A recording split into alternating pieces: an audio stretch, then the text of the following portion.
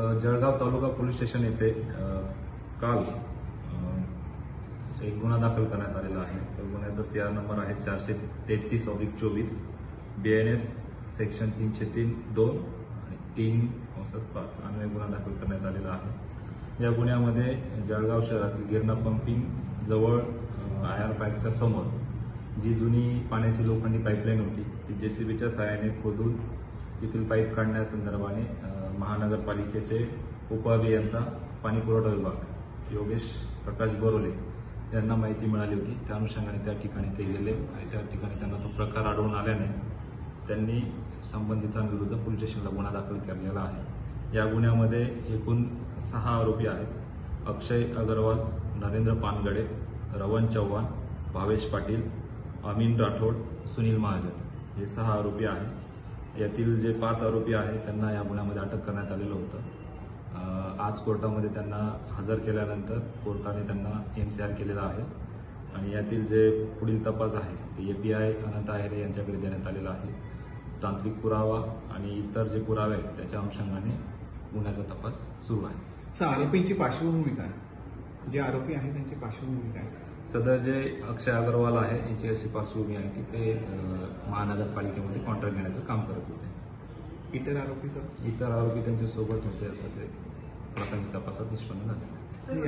पाणी पुरवठा विभागाचे जे राजकीय पाणी पुरवठा विभागाचे जे उपअभियंता आहेत त्यांनी जी माध्यमांना माहिती दिली आणि फिर्याद जी ड्राफ्ट केलेली तर सुरुवातीला 4 आरोपी होते, नंतर त्या 2 आरोपी वाढले. नेमके हे 2 आरोपी कशा पद्धतीने वाढले, त्यांचा सहभाग काय असेल या गुन्ह्यात? यामध्ये सध्या तपास प्राथमिक स्टेजमध्ये आहे.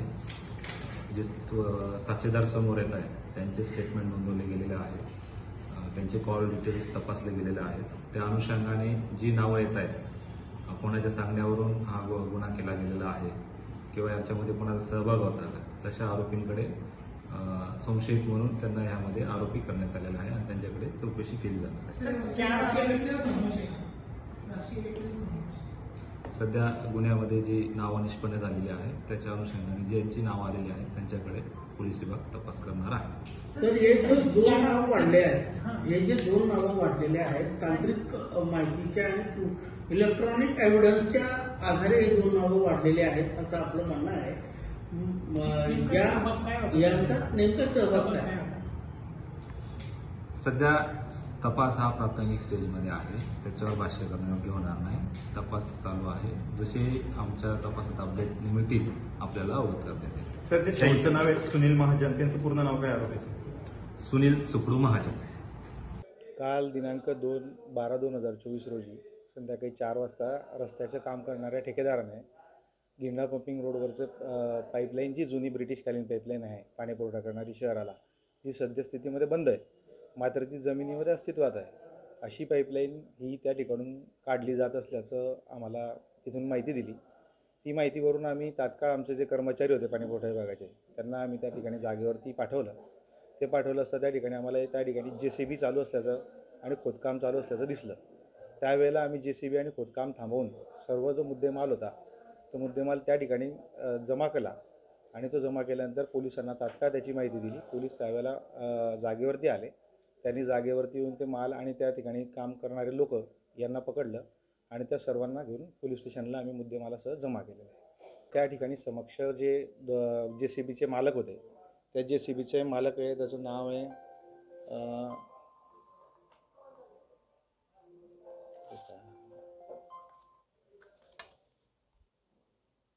नरेंद्र पानगडे, JCB मालक यांचं नाव आहे. त्याच्याबरोबर एक त्याचा ड्रायव्हर होता आणि त्यांच्याबरोबर अक्षय अग्रवाल या जुन्या ठेकेदार होता एक, जो भंगार साहित्याचं काम करायचा. त्या ठेकेदाराचं नाव त्यांनी सांगितलं. जेव्हा महानगरपालिकेचं किंवा भंगार साहित्याचं विक्री वगैरे होते त्यावेळेला ठेकेदारांमध्ये तो काम करणारा एक व्यक्ती होता, तो त्या ठिकाणी आहे असं त्याने सांगितलं त्यावेळेला. त्यावरून त्या दोन्हींना ज्या वेळेला पोलीस स्टेशनला गेले त्यावेळेला त्यांनी अजून त्या ठिकाणी 3 लोकांचे नावं सांगितले. त्या 3 लोकांच्या नावाने आणि एकूण अशा 5 लोकांच्या नावाने फिर्याद दाखल करण्यात आलेली आहे. ते 3 लोक जे आहेत त्याच्यापैकी एक JCBचा ड्रायव्हर आहे, त्याचं नाव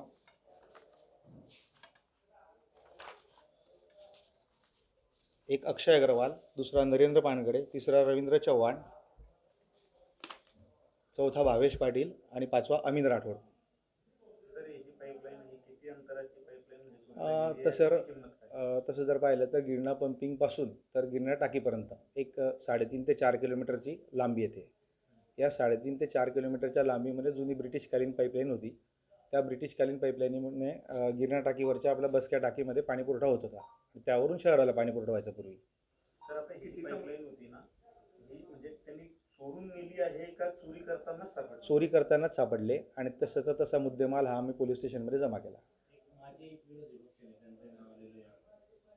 ते तपासामध्ये पुढे जे काही आलेलं आहे त्याप्रमाणे आता पोलीस कारवाई करत आहे.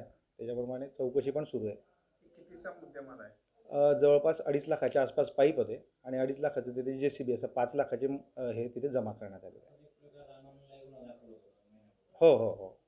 रामानंदला सुद्धा रामानंद हद्दीमध्ये असा प्रकार घडला होता. तो गुन्हा दाखल होता. त्यावेळेलाही आम्ही सर्व मुद्देमाल जमा करून आणलेला होता. तो पण ताब्यामध्ये आणि तो गुन्हा दाखल आहे.